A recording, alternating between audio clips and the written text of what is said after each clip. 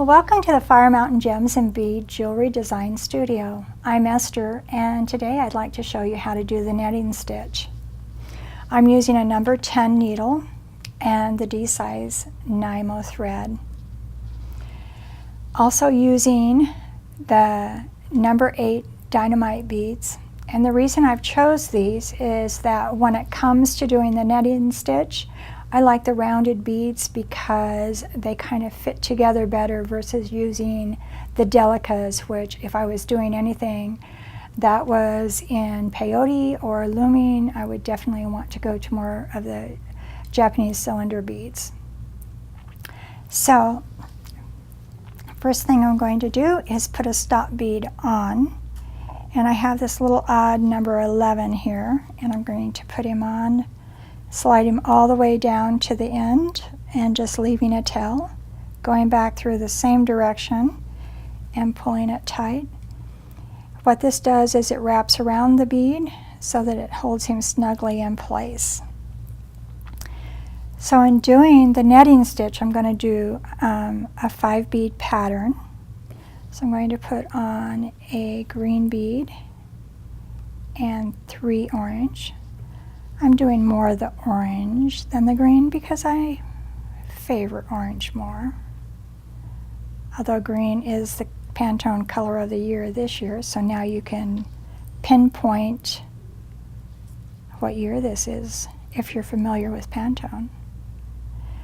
So we put on 3 orange beads, 1 green, and you go across whatever width it is that you would like to do. I've used this pattern a lot in doing tubular designs, but it also works very well doing it in flat. Just depends on what it is you're working on. So I'm only going to go to this width just because I don't need to have a huge width to show you how to create the netting stitch. So now I'm going to put on 2 orange, a green, and 2 of the orange. Then take this and skip the first green one and go through the second one. What this is going to do is create a little loop on the end, which actually will be going between the first and the second row. Now I'll put on 2 orange and a green and 2 more orange. That little guy's a little skinny.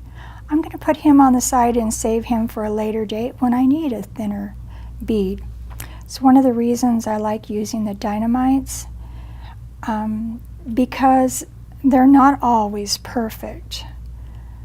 Sometimes you need those beads that are a little larger, a little smaller, and for working with the netting stitch, it works really well to have the rounded size versus using the cylinder beads. So I'm continuing across with 2 orange and 1 green, and then going through the green in the bottom. The reason I've chosen 2 colors to show you how to do this is the fact that you are always going through the green bead. It is going to be the center of your pattern. Just makes it easier for learning and for visually for showing you how to use the netting stitch.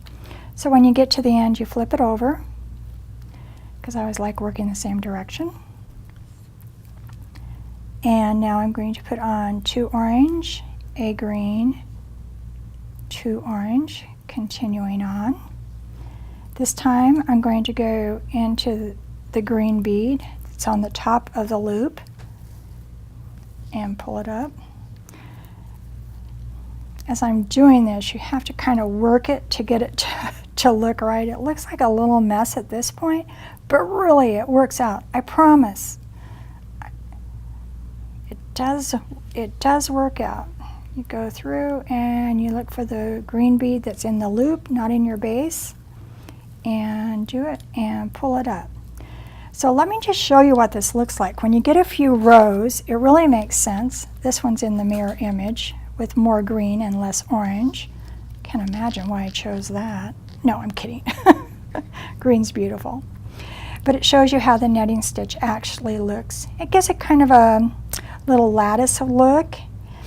I've created designs with this and doing it in a tubular stitch where I've used a number 6 direct bead on AccuFlex and then done the netting stitch around it where it pulls up and it just gives it like a little window around each of the beads. It makes it look very pretty. But this is the netting stitch. It has lots of beautiful uses. You can use it in making collars and just beautiful beadwork. So have fun. Have a great day and happy beading.